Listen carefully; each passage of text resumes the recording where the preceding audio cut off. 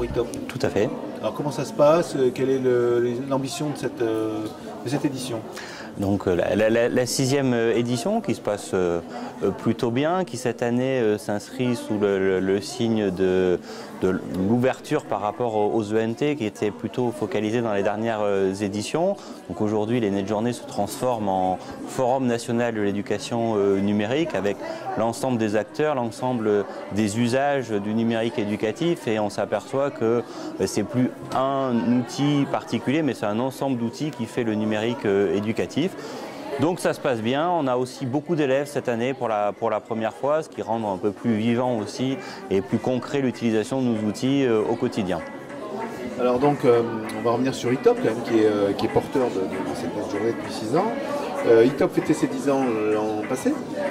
Et en fait quand même quelque part on voit qu'il y a des nouveautés, donc il y a un nouveau ITOP qui démarre du coup. Tout à fait, effectivement on a fêté nos 10 ans l'an dernier et là on entre dans une nouvelle ère, une nouvelle dimension avec un palier que l'on a franchi puisqu'on a gagné un certain nombre d'appels d'offres importants, notamment la région et les départements de l'Alsace et la région et les départements de l'Auvergne pour utiliser nos produits. Donc aujourd'hui on équipe plus d'une vingtaine de départements, 4 régions dans leur totalité et plus d'une dizaine d'académies.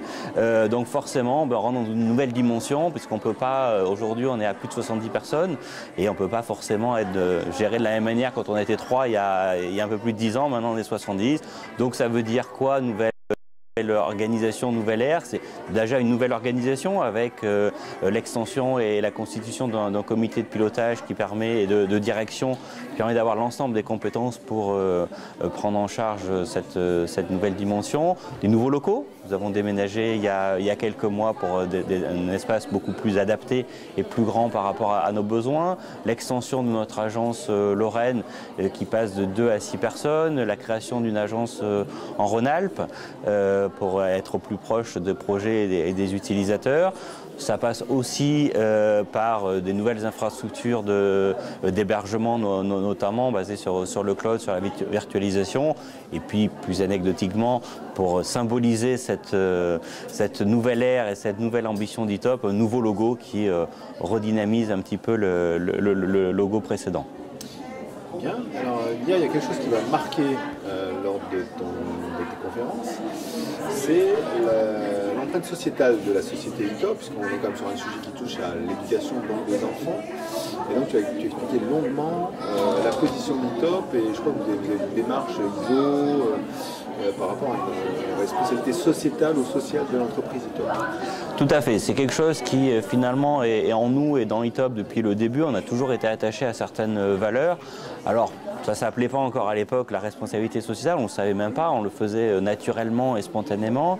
Et il y a quelques mois, la Chambre de commerce et d'industrie de l'Essonne, avec des crédits européens, a lancé un programme pour aider quelques entreprises à formaliser un petit peu leur impact en termes d'impact sociétal et environnemental, et accompagne les sociétés pour notamment l'objectif de s'inscrire dans la norme ISO 26000, donc qui permet de voir quels sont les impacts de la société à la fois sur le côté des utilisateurs, donc effectivement les enfants, et c'est un élément important, mais également par rapport aux salariés, par rapport à l'écosystème dans lequel nous évoluons, par rapport au territoire.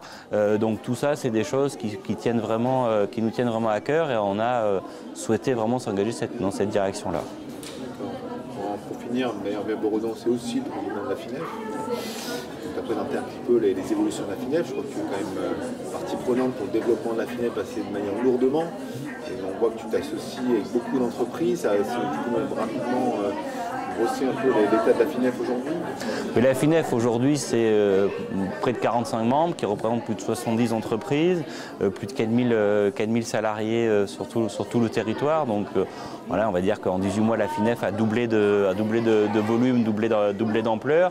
C'est maintenant une association qui est fortement implantée dans le paysage industriel français et qui notamment s'associe dans le cadre des plans filières, sur le plan filière e-éducation, qui va continuer dans la lignée des assises de l'an dernier à continuer à faire des propositions, à faire du lobbying auprès des pouvoirs publics qui fonctionne plutôt bien puisqu'il y a une notion de partenariat qui s'est instaurée entre les industriels et les pouvoirs publics, qu'ils soient centraux ou les collectivités territoriales.